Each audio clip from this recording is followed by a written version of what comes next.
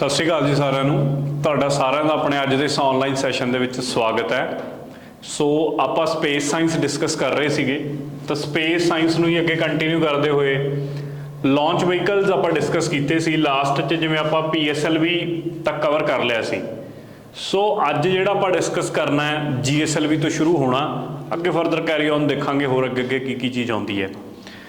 ਤਾਂ ਇੱਕ ਵਾਰ ਮੈਂ ਫੇਰ ਦੱਸ ਦੇਵਾਂ कि टैसट सीरीज़ ਜਾਂ फिर PDFs ਨੂੰ ਲੈ ਕੇ ਕਿਸੇ ਵੀ ਤਰ੍ਹਾਂ ਦਾ ਤੁਹਾਡਾ ਇਸ਼ੂ ਹੈ ਤਾਂ ਤੁਸੀਂ ਇਸ ਨੰਬਰ 'ਤੇ ਸੰਪਰਕ ਕਰ ਸਕਦੇ ਹੋ।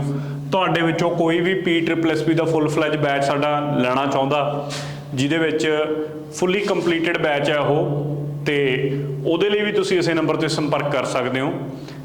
PPSC ਦਾ ਬੈਚ ਲੈਣਾ, PSSSB ਦਾ ਬੈਚ ਲੈਣਾ, ਪਹਿਲਾਂ ਵੀ ਮੈਂ ਇਹ ਗੱਲ ਕਲੀਅਰ ਕੀਤੀ ਸੀ ਲਾਸਟ ਲੈਕਚਰ 'ਚ कि PPSC का बैच लैन ते PSSB का बैच थोनों मिलेगा ही मिलेगा नाल, ठीक है। इंडिविजुअल कोई PPSC या PSSB लेना चाहता तो अपनी शरधा होगी जिहड़ा जिहदी चीज़ की तैयारी करना चाहता। तो इस सीरीज़ नूं वध तों वध शेयर करो अगर पसंद आ रही है। इस तो बाद आपां करंट अफेयर भी कवर करांगे, लिटरेचर ते सिनेमा भी कवर करांगे, सारियां चीज़ां आपां इस प्लेटफॉर्म ते कवर करांगे। लो जी चलते हैं अगे, फिर आप जियोसिंक्रोनस सैटेलाइट लॉन्च व्हीकल जिन्हों GSLV भी बोलिया जाता, यह कहता 4th जनरेशन लॉन्च व्हीकल सी, सब तो लार्जेस्ट लॉन्च व्हीकल है भारत का जिहड़ा भारत ने डेवलप किया। फर्क कित्थे है इहदे मेनली उहदे ते काम करते हैं आपां। हुण तक आपने जिक्र किया सब तो पहला SLV3 बनया सीगा, ठीक है। SLV बनया, SLV3 सब तो कारगर साबित होया, जिहड़ा काम करदा सी, 40 किलो तक लैके गया सी। फिर ASLV augmented satellite launch vehicle बनाया, 150 किलो तक लैके उड़ गया। उस तो बाद ये दोनों च की खासियत सी, दोनों सॉलिड स्टेजेस सी, मतलब सॉलिड फ्यूल नूं ही वरतदे सी। उस तो बाद जो तीसरा केस आया PSLV बनया। PSLV ਦੇ ਵਿੱਚ ਆਪਾਂ ਨੇ ਵੇਖਿਆ ਕਿ ਰੇਂਜ ਵੀ ਵੱਧ ਗਈ, ਈਵਨ ਕਿ ਆਪਾਂ LEO ਲੋਅਰ ਅਰਥ ਆਰਬਿਟ ਦੇ ਵਿੱਚ ਤਾਂ 3250 ਕਿਲੋ ਤੱਕ ਲੈ ਕੇ ਹੋ ਜਾ ਸਕਦਾ ਸੀ। ਤੇ ਉਹਦੇ ਵਿੱਚ ਫਿਊਲ ਵੀ ਚੇਂਜ ਹੋ ਗਿਆ, ਪਹਿਲੀ ਵਾਰ ਲਿਕੁਇਡ ਫਿਊਲ ਐਡ ਕੀਤਾ ਗਿਆ, ਪਹਿਲੀ ਸਟੇਜ ਸੋਲਿਡ, ਫਿਰ ਲਿਕੁਇਡ, ਫਿਰ ਸੋਲਿਡ, ਫਿਰ ਲਿਕੁਇਡ, ਇਸ ਤਰੀਕੇ ਨਾਲ ਆਪਾਂ ਨੇ ਦੇਖਿਆ। ਹੁਣ ਇਹਦੇ ਵਿੱਚ ਕੀ ਚੇਂਜ ਆਈ GSLV 'ਚ? GSLV ਬੇਸਿਕਲੀ 3 ਸਟੇਜ ਵਹੀਕਲ ਹੈ। ਪਹਿਲਾ ਪੁਆਇੰਟ ਤੱਕ ਇਹਦੇ 'ਚ 3 ਸਟੇजेस ਹੁੰਦੀਆਂ। ਪਹਿਲੀ ਹੁੰਦੀ ਹੈ ਸੋਲਿਡ, पहली स्टेज का मैं जिक्र करा सॉलिड यानी कि ठोस। दूजी हुंदी है मेरे को लिक्विड यानी कि तरल। तीजी हुंदी है क्रायोजेनिक स्टेज। हुण एक नवी टर्म यूज होगी उरे क्रायोजेनिक, उहदे ते भी काम करते हैं कि क्रायोजेनिक चीज़ हुंदी की है, ठीक है। ਤਾਂ 4 ਸਟ੍ਰੈਪ-ਔਨਸ ਇਹਦੇ ਵਿੱਚ ਵਰਤੇ ਜਾਂਦੇ ਨੇ, ਇਸ ਗੱਲ ਦੇ ਵਿੱਚ ਕੋਈ ਇਸ਼ੂ ਨਹੀਂ ਹੈਗਾ। ਲਿਕੁਇਡ ਸਟੇਜ ਦੀ ਥਾਂ ਤੇ ਅੱਜ ਕੱਲ ਵਿਕਾਸ ਇੰਜਨ ਦਾ ਇਸਤੇਮਾਲ ਹੋਣ ਲੱਗ ਪਿਆ।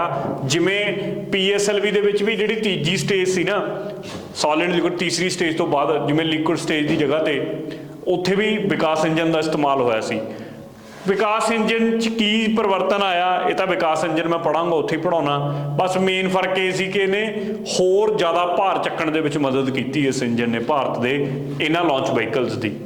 हुण खासियत की हुई PSLV बनने नाल 2000 किलो तक ਜਿਹੜਾ ਕਮਿਊਨੀਕੇਸ਼ਨ ਸੈਟੇਲਾਈਟ ਸੀ ਉਹਨੂੰ ਲਾਂਚ ਕਰਨ ਦੇ ਵਿੱਚ ਭਾਰਤ ਕਾਮਯਾਬ ਹੋ ਗਿਆ।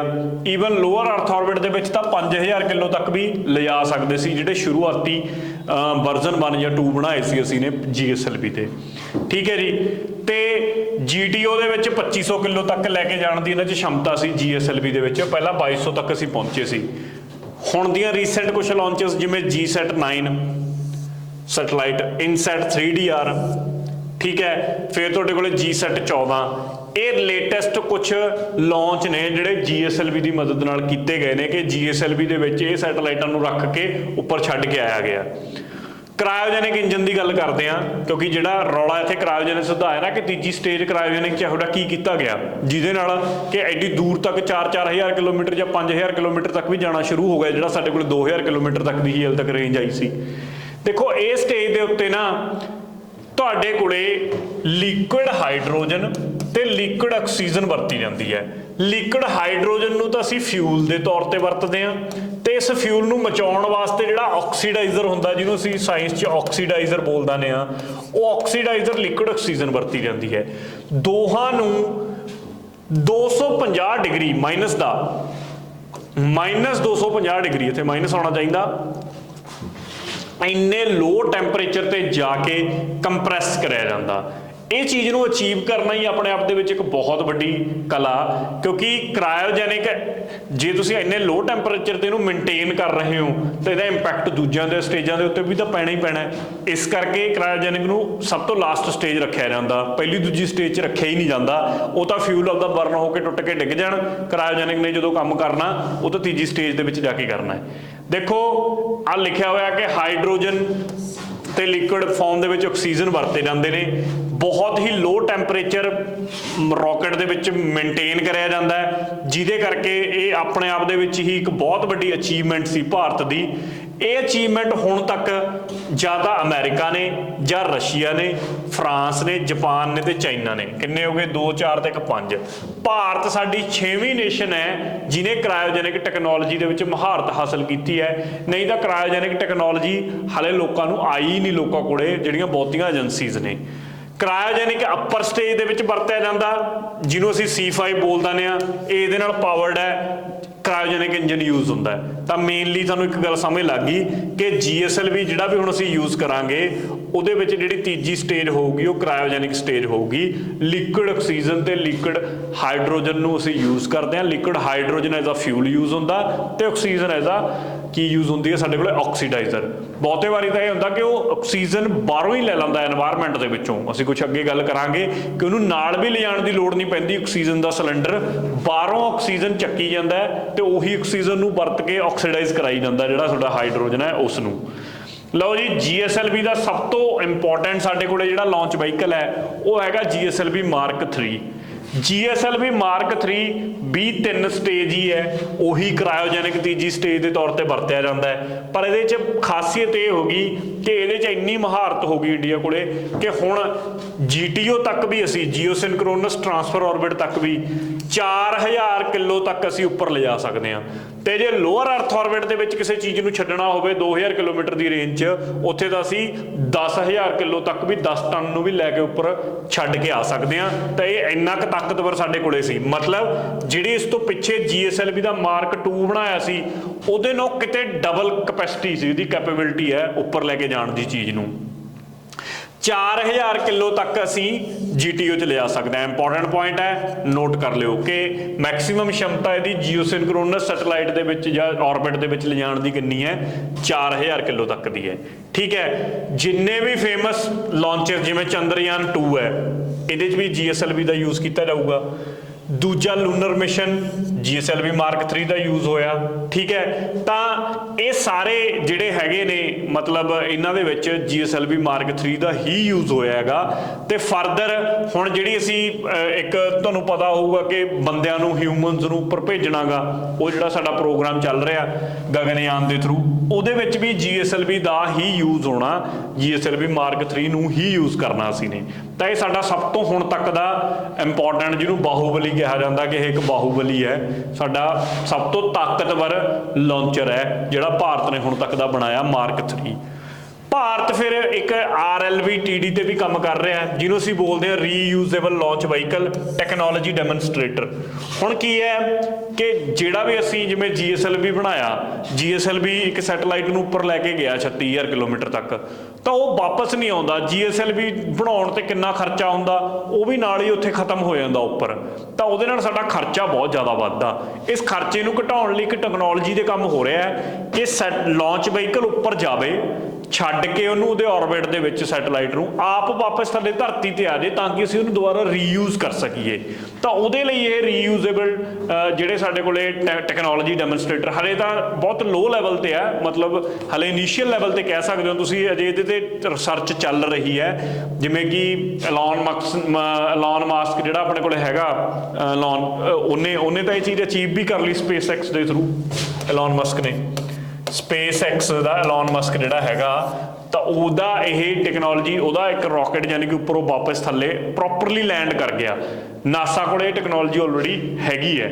ਤਾਂ ਭਾਰਤ ਇਹਦੇ ਤੇ ਹੁਣ ਕੰਮ ਕਰਨ ਲੱਗਿਆ ਹੋਇਆ। ਹੁਣੇ ਭਾਰਤ ਨੇ ਦੁਬਾਰਾ ਆਪਦਾ ਜਿਹੜਾ SLV ਸੀ ਉਹਦੇ ਹੀ ਵਰਜ਼ਨ ਨੂੰ ਇੰਪਰੂਵ ਕਰਦੇ ਹੋਏ ਸਮਾਲ ਸੈਟੇਲਾਈਟ ਲਾਂਚ ਵਹੀਕਲ ਬਣਾਇਆ ਹੈ। Small satellite launch vehicle basically purpose ਇਹ ਹੈ ਕਿ ਜਿਹੜੇ ਛੋਟੇ ਸਟੂਡੈਂਟਸ ਦੇ ਪ੍ਰੋਜੈਕਟ ਹੋਣ, ਜਾਂ ਜਿਵੇਂ ਸਾਊਂਡਿੰਗ ਰੌਕਟਸ ਤਾਂ ਅਸੀਂ ਵਰਤਦੇ ਹਾਂ, ਉਹ ਤੋਂ ਇਲਾਵਾ ਹੋਰ ਵੀ ਛੋਟੇ ਕਮਰਸ਼ੀਅਲ ਪ੍ਰੋਜੈਕਟ ਵੀ ਆ ਜਾਂਦੇ ਨੇ ਜਿਨ੍ਹਾਂ ਦੇ weight ਬਹੁਤ ਥੋੜਾ ਹੁੰਦਾ।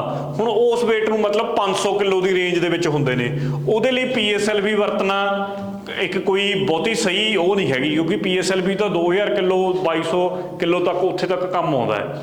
ਤਾਂ ਉਸ ਚੀਜ਼ ਨੂੰ ਓਵਰਕਮ ਕਰਨ ਵਾਸਤੇ, ਕਿ ਉਸ ਖਰਚੇ ਨੂੰ ਘਟਾਉਣ ਵਾਸਤੇ, ਕਿ ਬਾਕੀ ਸਾਡੇ ਤੋਂ ਕਮਰਸ਼ੀਅਲੀ ਆ ਕੇ ਸਾਡੇ ਤੋਂ ਲਾਂਚ ਕਰਵਾਉਣ ਆਪਣੇ ਸੈਟੇਲਾਈਟ, ਭਾਰਤ ਨੇ SSLV ਬਣਾਇਆ, ਯਾਨੀ ਕਿ ਸਮਾਲ ਸੈਟੇਲਾਈਟ ਲਾਂਚ ਵਹੀਕਲ। ਇਹਦੀ ਕਪੈਸਿਟੀ ਹੈਗੀ ਆ 500 ਕਿਲੋ ਦੀ, ਲੋਅਰ ਅਰਥ ਆਰਬਿਟ ਦੇ ਵਿੱਚ ਲੈ ਕੇ ਜਾਣ ਦੀ, ਠੀਕ ਹੈ। ਤੇ ਇਹ ਛੋਟਾ ਹੈ PSLV ਤੇ GSLV ਤੋਂ, ਬਹੁਤ ਛੋਟਾ ਹੈ। ਵਿਕਾਸ ਇੰਜਨ ਦਾ ਜ਼ਿਕਰ ਹੋਇਆ ਸੀਗਾ, ਐਸਾ ਵਿਕਾਸ ਇੰਜਨ ਹੁੰਦਾ ਦੇਖਣ ਨੂੰ। ਇਹ ਲਿਕੁਇਡ ਫਿਊਲਡ ਰੌਕਟ ਇੰਜਨ ਹੈ ਜਿਹੜਾ ਕਿ ਪਾਵਰ ਦਿੰਦਾ ਸਾਡੇ ਦੋਨਾਂ ਨੂੰ, PSLV ਤੇ GSLV ਨੂੰ। ਆਮ ਤੌਰ ਤੇ ਪੇਲੋਡ ਦੀ ਕੈਪੇਬਿਲਿਟੀ ਨੂੰ ਵਧਾਉਂਦਾ। ਪੇਲੋਡ ਹੋ ਗਿਆ ਮਤਲਬ ਜੋ ਉਹਦੇ ਵਿੱਚ ਰੱਖ ਕੇ ਅਸੀਂ ਲਿਜਾ ਰਹੇ ਹਾਂ, ਮਤਲਬ ਜੋ ਅਸੀਂ ਸੈਟੇਲਾਈਟ ਲੈ ਕੇ ਜਾ ਰਹੇ ਹਾਂ ਉਹਦੀ ਕੈਪੇਬਿਲਿਟੀ ਵਧਾਉਂਦਾ ਹੈ, ਮਤਲਬ ਤੁਸੀਂ ਹੋਰ ਜ਼ਿਆਦਾ ਭਾਰ ਨੂੰ ਉੱਪਰ ਲਿਜਾ ਸਕਦੇ ਹੋ। ਖਾਸ ਗੱਲ ਇਹ ਹੈ ਕਿ ਇਹ ਲਿਕੁਇਡ ਸਟੇਜ ਤੇ ਵਰਤਿਆ ਜਾਂਦਾ ਹੈ। ਮਤਲਬ ਜੇ ਸਾਡੇ ਕੋਲੇ GSLV 'ਚ 3 ਸਟੇਜਸ ਨੇ, ਤੁਹਾਨੂੰ ਪਤਾ ਪਹਿਲੀ ਸੋਲਿਡ ਹੈ, ਦੂਜੀ ਤਰਲ ਹੈ, ਤੀਜੀ ਸਾਡੇ ਕੋਲੇ ਕ੍ਰਾਇਓਜੈਨਿਕ ਹੈ। ਤਾਂ ਲਿਕੁਇਡ ਸਟੇਜ ਦੇ ਵਿੱਚ ਅਸੀਂ ਇਸ ਵਿਕਾਸ ਇੰਜਨ ਦਾ ਇਸਤੇਮਾਲ ਕਰਦੇ ਹਾਂ। ਇਹ ਬੜਾ ਇੰਪੋਰਟੈਂਟ ਕੁਐਸਚਨ ਹੈ ਕਿ ਕਿਹੜੀ ਸਟੇਜ ਤੇ ਵਰਤਿਆ ਜਾਂਦਾ। ਤੁਹਾਨੂੰ ਕਈ ਪੇਪਰਾਂ 'ਚ ਪੁੱਛਿਆ ਗਿਆ ਸਵਾਲ ਹੈ, ਤਾਂ ਤੁਹਾਨੂੰ ਇਸ ਗੱਲ ਦਾ ਆਈਡੀਆ ਰਵੇ ਕਿ ਲਿਕੁਇਡ ਸਟੇਜ ਤੇ ਯੂਜ਼ ਹੁੰਦਾ। ਆਹ ਕੁਝ ਕੁ ਲਾਂਚ ਵਾਹੀਕਲਸ ਨੇ ਵੱਖਰੇ ਵੱਖਰੇ ਦੇਸ਼ਾਂ ਦੇ, ਇਹਨਾਂ ਬਾਰੇ ਵੀ ਸਾਨੂੰ ਜ਼ਰੂਰ ਜਾਣਕਾਰੀ ਹੋਣੀ ਚਾਹੀਦੀ ਹੈ। ਜਿਵੇਂ V2, ਇਹ ਜਰਮਨੀ ਦਾ ਹੈ, ਬੜਾ ਫੇਮਸ ਲਾਂਚ ਵਹੀਕਲ ਹੈ। R7 USSR ਦਾ ਹੈ। Saturn 5 USA ਦਾ ਹੈ। ਸਪੇਸ ਸ਼ਟਲ ਬੜੀ ਮਸ਼ਹੂਰ ਹੈ, ਇਹ USA ਦੀ ਹੈ। Ariane 5 ਪੇਪਰਾਂ 'ਚ ਪੁੱਛਿਆ ਗਿਆ ਹੈ, ਇਹ ਯੂਰਪੀਅਨ ਸਪੇਸ ਏਜੰਸੀ ਦਾ, ਯੂਰਪ ਵਾਲਿਆਂ ਦਾ ਹੈ। Delta 4 ਹੈਵੀ, ਇਹ ਵੀ ਪੇਪਰਾਂ 'ਚ ਪੁੱਛਿਆ ਗਿਆ, ਇਹ ਵੀ US ਦਾ ਹੈ। ਪ੍ਰੋਟੋਨ, ਇਹ ਆਪਣੇ ਕੋਲੇ ਰਸ਼ੀਆ ਦਾ ਹੈ, ਠੀਕ ਹੈ। ਫਿਰ ਇੱਕ ਚਾਈਨਾ ਦਾ ਅੱਜ ਕੱਲ੍ਹ ਬੜਾ ਮਸ਼ਹੂਰ ਹੈ ਲੌਂਗ ਮਾਰਚ, ਇਹ ਹੁਣ ਤੱਕ ਦਾ ਸਭ ਤੋਂ ਤਕੜਾ ਜਿਹੜਾ ਚਾਈਨਾ ਨੇ ਬਣਾਇਆ ਲੌਂਗ ਮਾਰਚ ਕਰਕੇ, ਇਹ ਚਾਈਨਾ ਦਾ ਸਭ ਤੋਂ ਮਸ਼ਹੂਰ ਹੈ। ਹੋਰ ਮੈਂ ਦੱਸਦਾ ਨਾ ਇੱਕ ਦੋ, ਫਾਲਕਨ 9 ਬੜਾ ਇੰਪੋਰਟੈਂਟ ਹੈ, ਇਹ ਐਲੋਨ ਮਸਕ ਦੀ SpaceX ਕੰਪਨੀ ਦਾ। ਇਹਦੀ ਸ਼ਮਤਾ ਤੁਸੀਂ ਦੇਖ ਸਕਦੇ ਹੋ ਕਿ 22,800 ਕਿਲੋ ਤੱਕ ਨੂੰ ਲੈ ਕੇ ਜਾ ਸਕਦਾ ਇਹ। GSLV Mark 3 ਆਪਾਂ ਦੇਖ ਹੀ ਲਿਆ, Ariane 5 ਵੀ ਹੋ ਗਿਆ, ਫਾਲਕਨ ਹੈਵੀ ਵੀ ਇਸੇ ਦਾ ਹੀ ਵਰਜ਼ਨ ਹੈ ਇੱਕ, ਠੀਕ ਹੈ। ਡੈਲਟਾ ਹੈਵੀ ਹੋ ਗਿਆ, ਸਪੇਸ ਸ਼ਟਲ ਹੋ ਗਿਆ। ਤਾਂ ਇਹ ਕੁਝ ਸੈਟੇਲਾਈਟ ਨੇ। ਮੈਚ ਦਾ ਕਾਲਮ ਜਾਂ ਕਈ ਤਰ੍ਹਾਂ ਦੇ ਇਹੋ ਜਿਹੇ ਕੁਐਸਚਨ ਸਾਡੇ ਤੋਂ ਪੁੱਛੇ ਜਾ ਸਕਦੇ ਆ ਕਿ ਕਿਹੜੇ ਦੇਸ਼ ਦਾ, ਜਾਂ ਜਿਹੜੇ ਮਸ਼ਹੂਰ ਨੇ ਉਹਨਾਂ ਦੇ ਬਾਰੇ ਤਾਂ ਸਾਨੂੰ ਜ਼ਰੂਰ ਪਤਾ ਹੋਣਾ ਚਾਹੀਦਾ ਹੈ। ਹੁਣ ਕੁਝ ਕੁਐਸਚਨ ਦੇਖ ਹੀ ਲੈਂਦੇ ਆਪਾਂ, ਜਿਵੇਂ ਇੱਥੇ ਆ ਜਾਓ ਪਹਿਲੇ ਕੁਐਸਚਨ ਤੇ। ਇੱਧਰ ਰੌਕਟ ਨੇ, ਉਹਨਾਂ ਦੇ ਨਾਮ ਨੇ, ਇੱਧਰ ਹੈਗੇ ਨੇ ਦੇਸ਼ਾਂ ਦੇ ਨਾਮ, ਕਿ ਤੁਸੀਂ ਦੱਸੋ। ਏਰੀਅਨ ਤੁਹਾਨੂੰ ਮੈਂ ਦੱਸਤਾ ਕਿ ਕਿਹਦਾ ਹੈਗਾ ਜੀ, ਏਰੀਅਨ ਤਾਂ ਯੂਰਪੀਅਨ ਯੂਨੀਅਨ ਦਾ ਹੀ ਹੈ, ਪਿੱਛੇ ਪੜ੍ਹ ਚੁੱਕੇ ਹਾਂ, ਠੀਕ ਹੈ। ਹੁਣ ਇਹਦੇ ਵਿੱਚੋਂ ਲੌਂਗ ਮਾਰਚ ਤੁਹਾਨੂੰ ਮੈਂ ਦੱਸਿਆ ਜਿਹੜਾ ਬੜਾ ਇੰਪੋਰਟੈਂਟ ਹੈ, ਉਹ ਹੁਣੀ ਉਹਦੇ ਥਰੂ ਆਪਾਂ ਵੇਖਾਂਗੇ। ਇੱਕ ਚਾਈਨਾ ਨੇ ਹੁਣੀ ਆਪਦਾ ਇੱਕ ਇੰਟਰਨੈਸ਼ਨਲ ਸਪੇਸ ਸਟੇਸ਼ਨ ਬਣਾਇਆ ਗਾ, ਤੇ ਉਹਦੇ ਜਿੰਨੇ ਮੋਡਿਊਲ ਹਵਾ 'ਚ ਉੱਥੇ ਛੱਡ ਕੇ ਆਏ ਨੇ ਉਹ ਲੋਅਰ ਅਰਥ ਆਰਬਿਟ ਦੇ ਵਿੱਚ, ਉਹ ਸਾਰੇ ਲੌਂਗ ਮਾਰਚ ਦੀ ਹੈਲਪ ਨਾਲ ਛੱਡੇ ਗਏ ਨੇ। ਤਾਂ ਲੌਂਗ ਮਾਰਚ ਕਿਹਦਾ ਹੋ ਗਿਆ, ਚਾਈਨਾ ਦਾ ਹੋ ਗਿਆ। ਪਹਿਲੇ ਦਾ A ਹੋ ਗਿਆ, ਦੂਜੇ ਦਾ ਹੋ ਗਿਆ ਮੇਰੇ ਕੋਲੇ D, ਠੀਕ ਹੈ। ਤਾਂ ਦੂਜੇ ਦਾ ਹੋ ਗਿਆ D। ਤੇ ਸੋਯੂਜ਼, ਇਹ ਮੇਰੇ ਕੋਲੇ ਕਿਹਦਾ, ਇਹ ਹੈਗਾ ਜੀ ਰਸ਼ੀਆ ਦਾ, ਇਹ ਹੈਗਾ ਰਸ਼ੀਆ ਦਾ। ਤਾਂ ਬਚਿਆ ਮੇਰੇ ਕੋਲੇ ਐਟਲਸ, ਠੀਕ ਹੈ। ਆ ਏਰੀਅਨ ਵਾਲਾ ਆਪਾਂ ਇੱਕ ਵਾਰ ਚੈੱਕ ਵੀ ਕਰ ਲਈ, ਹਾਂ ਯੂਰਪੀਅਨ ਸਪੇਸ ਏਜੰਸੀ ਦੀ ਹੈ, ਠੀਕ ਹੈ। ਐਟਲਸ ਮੇਰੇ ਕੋਲੇ ਕਿਹਦਾ ਹੋ ਗਿਆ, ਇਹ ਹੋ ਗਿਆ US ਦਾ। ਤਾਂ ਆਨਸਰ ਹੋ ਗਿਆ ਮੇਰੇ ਕੋਲੇ ਪਹਿਲੇ ਦਾ A, ਦੂਜੇ ਦਾ ਜੀ ਸਾਡੇ ਕੋਲੇ ਆ ਗਿਆ C, ਤੀਜੇ ਦਾ ਬਣ ਗਿਆ D, ਤੇ ਚੌਥੇ ਦਾ ਆ ਗਿਆ ਆਪਣੇ ਕੋਲ ਜੀ B। ਕਿਹੜੀ ਆਪਸ਼ਨ ਬਣ ਗਈ, ਪਹਿਲਾ A, ਦੂਜਾ C, ਤੀਜਾ D, ਚੌਥੇ ਦਾ B। ਤਾਂ ਮੇਰੇ ਕੋਲੇ ਆਪਸ਼ਨ ਬਣ ਗਈ A ਆਪਸ਼ਨ ਬਣ ਗਈ। ਤਾਂ ਇਸ ਤਰੀਕੇ ਨਾਲ ਇਹੋ ਜਿਹੇ ਕੁਐਸਚਨ ਤੁਹਾਨੂੰ ਦੇਖਣ ਨੂੰ ਮਿਲ ਸਕਦੇ ਨੇ ਪੇਪਰ ਦੇ ਵਿੱਚ। ਅੱਗੇ ਆ ਜਾਓ, PSLV ਨੂੰ ਲੈ ਕੇ ਆਪਣੇ ਕੋਲੇ ਸਵਾਲ ਹੈ, ਇਹਨੂੰ ਸੋਲਵ ਕਰਦੇ ਹਾਂ ਆਪਾਂ। ਮੈਂ ਥੋੜਾ ਆਨਸਰ ਲੁਕੋ ਹੀ ਦਿੰਦਾ, ਨਹੀਂ ਤਾਂ ਤੁਸੀਂ ਆਨਸਰ ਦੇਖ ਲੈਂਦੇ ਹੋ, ਕਰੋ ਆਪਣੇ ਆਪ ਸੋਲਵ। ਕਹਿੰਦਾ PSLV हैज़ अर्नड इस title the work horse of ISRO। मैं ਤੁਹਾਨੂੰ ਦੱਸੀ ਸੀ ਇਹ ਗੱਲ ਕਿ ਕਿਸੇ ਨਾ ਕਿਸੇ ਕੁਐਸਚਨ 'ਚ ਘੁੰਮੂਗੀ ਇਹ ਗੱਲ, ਲੋਕ ਘੁੰਮ ਗਈ, ਕਿਉਂਕਿ ਇਹ ਕੰਸਿਸਟੈਂਟਲੀ ਡਿਲੀਵਰ ਕਰ ਰਿਹਾ ਹੈ, ਸਾਨੂੰ ਰਿਜ਼ਲਟ ਕੱਢ ਕੇ ਦੇ ਰਿਹਾ ਹੈ। ਤਾਂ ਬਿਲਕੁਲ ਸਹੀ ਗੱਲ ਹੈ। ਦੂਜਾ, पहली स्टेज जिहड़ी PSLV दी हुंदी है वो सॉलिड प्रोपेलेंट बूस्टर यूज होंदे आ पूरे वर्ल्ड दे विच। तां ये भी गल अपने आप च सही है, क्योंकि मैं तुहानूं दस्सिआ है कि पहली स्टेज ज़्यादातर हर रॉकेट दी सॉलिड स्टेज ही रखी जाती है, क्योंकि सॉलिड सब तो वध बूस्ट दिंदा है मन्निआ जांदा है। तां सॉलिड फ्यूल तो ही शुरुआत करी जाती है। तां बोथ 1 and 2 मेरे कोले करैक्ट आंसर हो गया। अगे चलते हैं, GSLV बारे दो क गल्लां ने, इहनूं कड्ढो तुसीं की आंसर बनदा। कहता GSLV 3 स्टेज लॉन्चर है जिहड़ा कि यूज़ करदा सॉलिड रॉकेट मोटर, 1 अर्थ स्टोरेबल लिक्विड स्टेज ते एक यूज़ करदा क्रायोजेनिक अपर स्टेज। बिल्कुल तीनों स्टेज आप देख लिए, पहली सॉलिड, दूजी लिक्विड, तीजी क्रायोजेनिक स्टेज। बिल्कुल सही स्टेटमेंट है जी। दूजी गल, GSLV प्राइमरली डेवलप करदा to launch INSAT class of satellites of geosynchronous transfer orbits. Obvious जी गल है, GTO दे विच जे छड्ड के आउणा है तां GTO दे विच छड्डण वास्ते तां सानूं 36,000 किलोमीटर भेजना पऊगा, तां 36,000 किलोमीटर वास्ते ही तां सब तो बेस्ट है GSLV। नहीं भी पता GTO तो अंदाजा लग जाता कि 36,000 किलोमीटर ले आना, सब तो तकड़ा रॉकेट ही चाहिए सानूं, तो सब तो तकड़ा रॉकेट साडा PSLV 3 ही है। तो आंसर हो गया C। हुण कुछ ये बारे जानकारी हासिल करते हैं, रैमजेट ते स्क्रैमजेट बारे। ये दोनों इंजनां दे नाम ने बेसिकली, रैमजेट ते स्क्रैमजेट। रैमजेट काम करता कहता एफिशिएंटली एट सुपरसोनिक स्पीड ते 3 मैक या ऑपरेट करता स्पीड ऑफ मैक 6। इस क्वेश्चन नूं हले तुसी विराम लाओ, क्योंकि बेसिकली मेरे तो इत्थे पै गया क्वेश्चन, पर यह क्वेश्चन आपां डिफेंस च डिस्कस करांगे। डिफेंस जो असीं पढ़ांगे उत्थे वेखांगे कि मिसाइलों के उत्ते जां साडे जिहड़े इक्विपमेंट जिवें उहदे च असीं यूज़ करते हैं रैमजेट स्क्रैमजेट इंजनस का, उत्थे मैं इन्हां दा डिफरेंस भी क्लीयर करूँगा, तो उत्थे क्वेश्चन तुहानूं ज़्यादा समझ आऊगा। चलो क्वेश्चन आपां इत्थे फिर भी डिस्कस कर लैने आ, पर मैक की हुंदा कि साउंड की स्पीड तो 3 गुणा स्पीड होनी मैक 3, मैक 2 2 गुणा बराबर होनी मैक 1, तो मैक वो स्पीड दसदा सानूं। ਤਾਂ ਪਹਿਲੀ ਗੱਲ ਇਹਨੇ ਕੀਤੀ ਹੈ ਮੇਰੇ ਕੋਲੇ कि ਜਿਹੜਾ रैमजेट ਹੁੰਦਾ ਇਹ एफिशिएंटली सुपरसोनिक स्पीड 3 मैक के अराउंड अचीव कर लेंदा है, मतलब इन्ना एफिशिएंट ਹੁੰਦਾ। बिल्कुल सही गल है। दूजी गल, रैमजेट ਜਿਹੜਾ ਹੈਗਾ लिक्विड ऑक्सीजन कैरी करता कंबशन वास्ते। ਇਹ ਗੱਲ ਇੱਥੇ गलत है, क्योंकि रैमजेट की यही खासियत है कि वो ऑक्सीजन सिलेंडर नाल नहीं लैके जाण दी लोड़ पैंदी, हवा दे विचों ही ऑक्सीजन नूं सक करदा ਉਹ ਤੇ ਉਸੇ ऑक्सीजन नूं ऑक्सीडाइजर वास्ते वरतदा अपने फ्यूल नूं बर्न करन वास्ते। बस यही गल इहदी टैक्नोलॉजी च सब तो वड्डा फर्क सी, ते अगलियां ने इत्थे ही तुहानूं जानण दी कोशिश करी भी की तुहानूं ये गल पता है कि नहीं पता। हुण जे मैनूं इन्नी गल पता सीगी तां मैं इस क्वेश्चन का हल लभ सकदा सी, क्योंकि दूजी गल इत्थे गलत है। जे दूजी गलत है मेरे को ये भी गलत हो गया, ये भी गलत हो गया, ये भी गलत हो गया, एको ही ऑप्शन बचदी है 1 ते 3। तुहानूं मैक दा पता है, नहीं पता तां भी कोई इशू नहीं, तुहानूं ये चीज़ बारे पता, तीजी स्टेटमेंट बारे तां भी कोई इशू नहीं। पर जे तुसीं रैमजेट स्क्रैमजेट बारे इन्नी गल भी नहीं पढ़ी भी ऑक्सीजन का फर्क आ, उहदे विच सिलेंडर ले आउण दी लोड़ नहीं, फिर तुसीं कुछ नहीं पढ़िया। यही वो चैक करते हैं पेपर वाले कि की तुसीं वो चीज़ पढ़ी जिहड़ी तुहाडे लई मस्ट सी, वो चीज़ पता तां भी तुहाडा क्वेश्चन हल हो रहा मेरे कोले। लो जी, हुण मैं डिस्कस करूँगा सैटेलाइट दीयां टाइप्स। हुण तक असी ऑर्बिट देख ले, होर कई चीज़ां देख लियां, हुण असी देखांगे कि सैटेलाइट किन्ने तरह के हुंदे ने जिहड़े असी सैटेलाइट उपर छड्डदे हां। सब तो पहला जिक्र आउंदा कम्युनीकेशन सैटेलाइट्स का, जिहड़े संचार वाले सैटेलाइट्स ने। साडी भारत की जिहड़ी इनसैट सीरीज़ आ ना, जिन्हों असीं कहने आ इंडियन नैशनल सैटेलाइट, वो सारी कम्युनीकेशन सैटेलाइट है। तो कम्युनीकेशन सैटेलाइटां की खासियत यही है कि इन्हों असीं 36,000 किलोमीटर तक छड्ड के आउने आ जियोसिंक्रोनस ऑर्बिट च, क्योंकि जे तुसीं इन्हां तो परफॉर्मेंस लैनी है, मैं फिर इत्थे उही जिक्र आ जांदा कि पोलर च भी भेज सकते हैं, पर एग्जैक्ट बनता यही है कि तुहानूं जियोसिंक्रोनस ऑर्बिट च छड्डो जे तुसीं ने प्रॉपर इह तो रिजल्ट लैणे ने। कहता INSAT system has more than 200 transponders in the C, extended C and KU bands they which. ये करते हैं आगे डिस्कस। इत्थे एक टर्म आई है ट्रांसपोंडर्स। ट्रांसपोंडर की हुंदा है?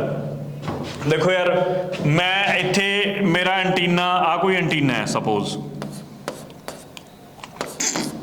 एक इत्थे एंटीना, इत्थे मेरा सैटेलाइट है,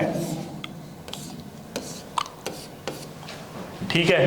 हुण ये वाला एंटीना इहदे नाल कम्युनीकेट करना चाहुंदा है, ये आपस दे विच कोई सिग्नल भेजना चाहुंदे ने एक दूजे नूं। इहने सपोज A पार्टी ने B नूं भेजना है, इन्हें की करना है, इत्थों सिग्नल पहलां जाऊ सैटेलाइट कोल, ਸੈਟਲਾਈਟ ਨੇ ਇੱਥੋਂ ਸਿਗਨਲ ਵਾਪਸ ਇਹਨੂੰ ਭੇਜਣਾ ਹੈ, ਤਾਂ ਦੋਨਾਂ ਦਾ ਆਪਸ ਤਾਲਮੇਲ ਹੋਣਾ ਹੈ। ਸੈਟਲਾਈਟ ਕੋਲੇ ਜਦੋਂ ਇੱਥੋਂ ਸਿਗਨਲ ਜਾਂਦਾ ਹੈ, ਜਿਹੜੀ ਫ੍ਰੀਕੁਐਂਸੀ ਦੇ ਨਾਲ ਅਸੀਂ ਸਪੀਡ ਨਾਲ ਉੱਪਰ ਭੇਜਦੇ ਹਾਂ ਉਹਨੂੰ ਅਸੀਂ ਕਹਿੰਦੇ ਹਾਂ ਅਪਲਿੰਕ ਫ੍ਰੀਕੁਐਂਸੀ। ਅਪਲਿੰਕ ਫ੍ਰੀਕੁਐਂਸੀ ਜਿਹਦੇ ਨਾਲ ਇਹ ਥੱਲੇ ਆਉਂਦਾ ਹੈ ਉਹਨੂੰ ਅਸੀਂ ਕਹਿੰਦੇ ਹਾਂ downlink frequency. Downlink frequency. Uplink frequency ਹਮੇਸ਼ਾ ਵੱਡੀ ਹੁੰਦੀ ਹੈ ਡਾਊਨ ਲਿੰਕ ਫ੍ਰੀਕੁਐਂਸੀ ਤੋਂ, ਕਿਉਂਕਿ ਉੱਪਰ ਨੂੰ ਭੇਜਦੇ ਹੋਏ ਜ਼ਿਆਦਾ ਜ਼ੋਰ ਲੱਗਦਾ। ਜਿਵੇਂ ਆਪਾਂ ਕਹਿ ਦਈਏ ਗੇਂਦ ਨੂੰ ਸਿੱਟ ਦਈਏ ਨਾ, ਥੱਲੇ ਘੱਟ ਲੱਗਦਾ। ਮਤਲਬ ਐਵੇਂ ਇੱਕ ਫੈਕਟ ਇਹ ਤਾਂ ਨਹੀਂ ਹੈਗਾ, ਪਰ ਯਾਦ ਕਰਨ ਲਈ ਮੈਂ ਕਹਿ ਰਿਹਾ।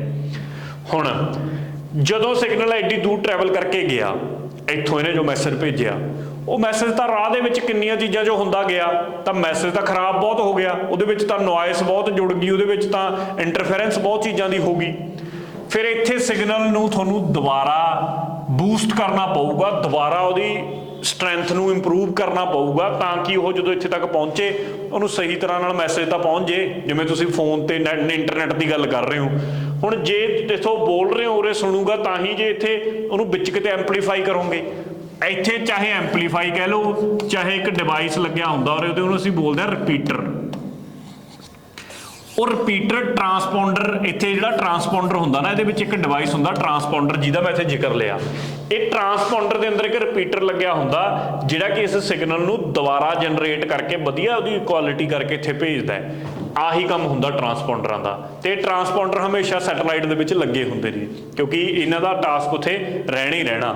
ਹੁਣ ਐਲ ਬੈਂਡ, ਸੀ ਬੈਂਡ, ਕੇ ਬੈਂਡ, KU ਬੈਂਡ, ਇਹਦਾ ਜ਼ਿਕਰ ਅੱਗੇ ਆਊਗਾ। ਇਹ ਫ੍ਰੀਕੁਐਂਸੀ ਦੇ ਬੈਂਡ ਨੇ।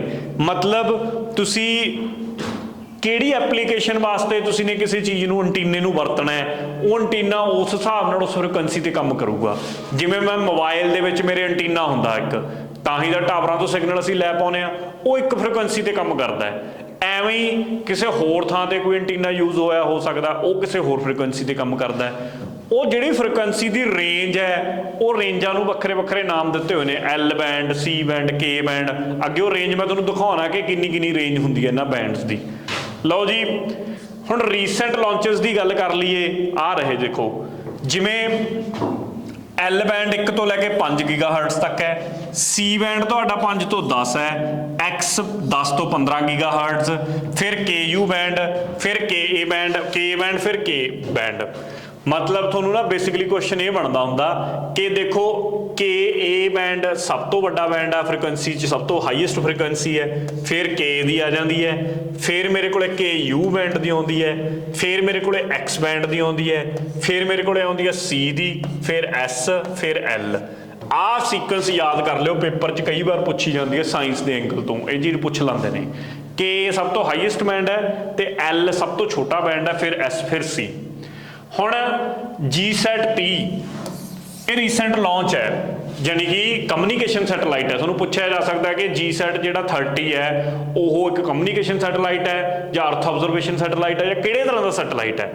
ਇਹਨੂੰ GTO 'ਚ ਲਾਂਚ ਕੀਤਾ ਸੀ, 2020 'ਚ ਲਾਂਚ ਕੀਤਾ ਸੀਗਾ, ਠੀਕ ਹੈ। ਤੇ ਫ੍ਰੈਂਚ ਗੁਆਇਨਾ ਇੱਕ ਜਗ੍ਹਾ ਗਈ ਅਫਰੀਕਾ ਦੇ ਵਿੱਚ ਲਗਭਗ ਕਿਤੇ ਜਾ ਕੇ, ਤੇ ਉਹ ਫਰਾਂਸ ਵਾਲਿਆਂ ਦੀ ਟੈਰੀਟਰੀ ਹੈ। ਜਿਵੇਂ ਕਿਤੇ ਬਾਹਰ ਹੋਰ ਦੇਸ਼ਾਂ ਦੇ ਵਿੱਚ ਪਹਿਲਾਂ ਇਹਨਾਂ ਦੇ ਕਬਜ਼ੇ ਹੁੰਦੇ ਸੀ, ਕੁਝ ਥਾਵਾਂ ਤਾਂ ਇਹਨਾਂ ਨੇ ਛੱਡਤੀਆਂ, ਕੁਝ ਥਾਵਾਂ ਹਲੇ ਵੀ ਦੱਬੀ ਬੈਠੇ ਨੇ, ਤਾਂ ਫ੍ਰੈਂਚ ਵਾਲਿਆਂ ਦੀ ਹੈ। ਤੇ ਉਹਨਾਂ ਨੇ ਏਰੀਅਨ 5 ਰੌਕਟ ਦੀ ਮਦਦ ਨਾਲ ਇਹ ਲਾਂਚ ਕੀਤਾ ਸੀ, ਕਿਉਂਕਿ ਕੁਝ ਸਮਝੌਤੇ ਹੋਏ ਹੁੰਦੇ ਨੇ ਇਹਨਾਂ ਦੇ। ਐ ਨਹੀਂ ਸੀ ਕਿ ਭਾਰਤ ਵੀ ਇਹਨੂੰ ਲਾਂਚ ਨਹੀਂ ਕਰ ਸਕਦਾ ਸੀ, ਭਾਰਤ ਵੀ ਕਰ ਸਕਦਾ ਸੀ, ਕਿਉਂਕਿ ਇਹਦਾ ਭਾਰ ਦੇਖੋ ਕਿੰਨਾ, 3357। ਤੇ ਸਾਡਾ ਜਿਹੜਾ GSAT GSLV Mark 3 ਹੈ, ਉਹਦੀ ਕਿੰਨੀ ਕਪੈਸਿਟੀ ਹੈ ਬਈ 4000 ਕਿਲੋ ਤੱਕ ਤਾਂ ਲਿਜਾ ਹੀ ਸਕਦਾ ਨਾ ਉਹ। 4000 ਕਿਲੋ ਤਾਂ GTO 'ਚ ਛੱਡ ਕੇ ਆਉਂਦਾ, ਤਾਂ ਜੇ 3357 ਸੀ ਤਾਂ ਉਹ ਵੀ ਤਾਂ ਛੱਡ ਕੇ ਆ ਸਕਦਾ ਸੀਗਾ।